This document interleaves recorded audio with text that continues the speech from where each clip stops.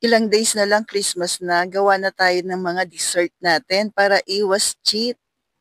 Vanilla ice cream with choco syrup po tayo ngayon. Siyempre, ito po yung ating gagamitin na 5 speed po ng hand mixer at 2 pack po ng 250 ml na chilled all-purpose cream po. Pwede ring heavy cream kung mas gusto niyo po yung lasa po noon. Sa sweetener, stevia erythritol, 1/3 cup. Pwede ba ang monk fruit? Yes, pwede po. Basta sa sweetener, monk fruit, stevia, erythritol, yan po yung mga pwede sa atin. Allulose, pwede rin po. Yan. So, gamitan lang natin ng hand mixer po natin. Pero kapag ibang sweetener po, katulad nito, monk fruit, allulose, mag-add po kayo.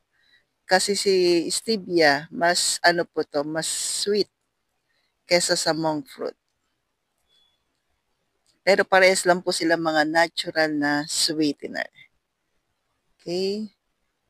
So makita natin ang bilis niya mag-double volume yung ating cream.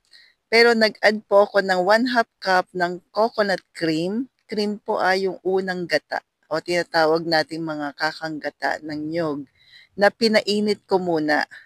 Tapos pinalamig ko din. Ayoko lang kasi ng coconut cream na hindi naluluto.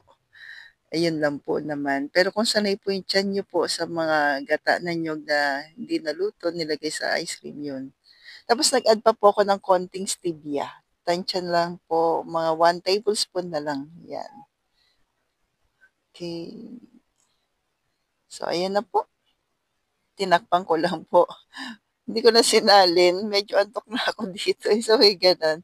Then, ito na yung choco syrup. Pa-comment na lang po ng choco syrup pag gusto nyo po ng recipe nito. So, stay low carb kahit ganitong season. Enjoy!